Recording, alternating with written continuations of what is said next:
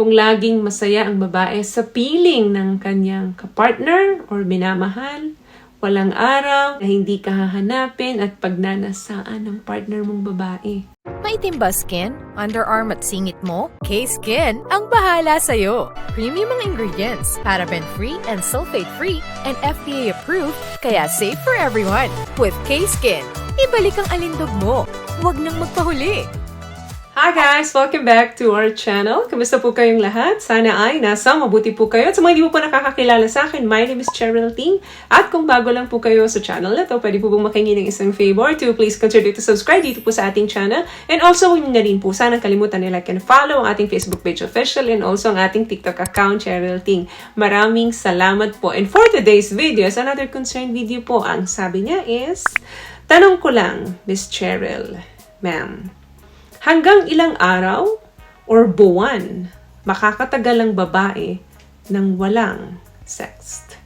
Salamat po in advance, Miss Ting. God bless. Thank you, Edward. Alam mo, medyo broad or malawak yung dapat nakasagutan dito. Siguro dapat yung question natin, naging specific tayo, like 5 months ba, 5 years ba, 2 years ba, and so on. But since, generally speaking, wala naman po talagang certain or exact na nakaset sa isang babae kung tatagal ba siya ng buwan, taon, nang walang pakikipagtalik.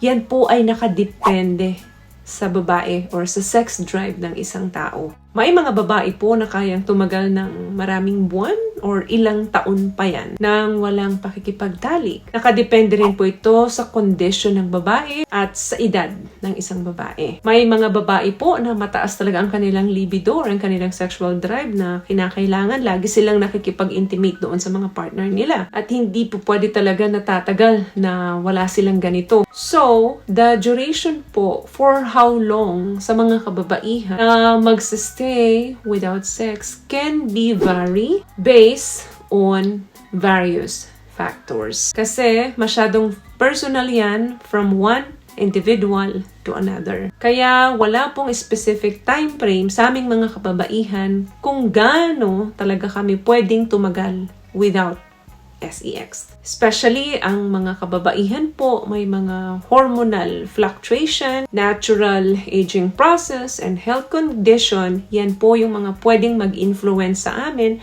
kung bakit wala talagang specific time frame kung gaano kami tatagal ng walang sex. Nakadepende po talaga yan from person to person. Sa mga couple na talagang mainit ang pagsasama nila, at least dapat isang linggo may mangyari sa kanila, mailabas nila yung intimate moment nila sa isa't isa dahil yun ay parte ng emotional closeness nila. So nakadepende rin po yan kung anong relasyon meron kayo at gaano kalalim yung relasyon nyo. Pwede rin naman pong influences ng mga social cultural such as cultural beliefs and upbringing. Pwede yan magresulta kung papaano siya makipagtalik doon sa partner niya or gaano niya ito kinakailangan. Yung mga hormonal fluctuations naman na nabanggit ko, nandyan yung menstrual cycle. Kapag may period ang babae, nag-iiba ang mood nila sa pakikipagtalik.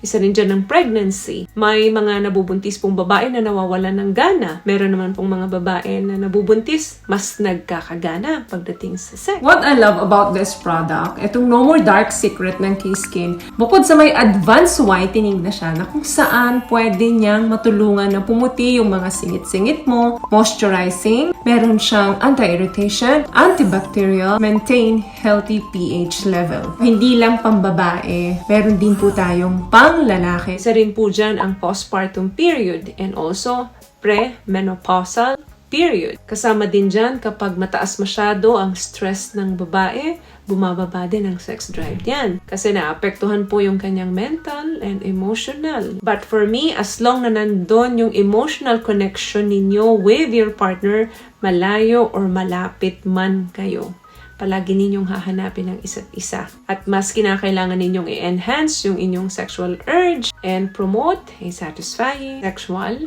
experience. So dapat mas madalas, mas better. Kasi nandyan po talaga yung deeper connection ng isang couple. Kung laging masaya ang babae sa piling ng kanyang kapartner or minamahal, walang araw na hindi ka hahanapin at pagnanasaan ng partner mong babae. Pero kung magkasama nga kayo, pero ang inyong puso't isipan ay magkalayo naman. Kahit tumagal pa ng ilang buwan, ilang taon yan, kahit wala kayong talik, okay lang sa babae. Kaya nakadepende po talaga yan sa relasyon ninyo at sa sexual drive ng mga babae. So, may natutunan ka ba sa napag-usapan natin ngayon? At kung nagustuhan mo ang ating video, please give it a thumbs up, comment down below, and also share this video na rin po sa mga kaibigan na sa tingin yung matutulungan po ng video natin. Once again, palagi po kayong mag-iingat at palagi po kayong manalangin. Thank you guys for watching and see you in our next one. Always love yourself and be a blessing. Bye!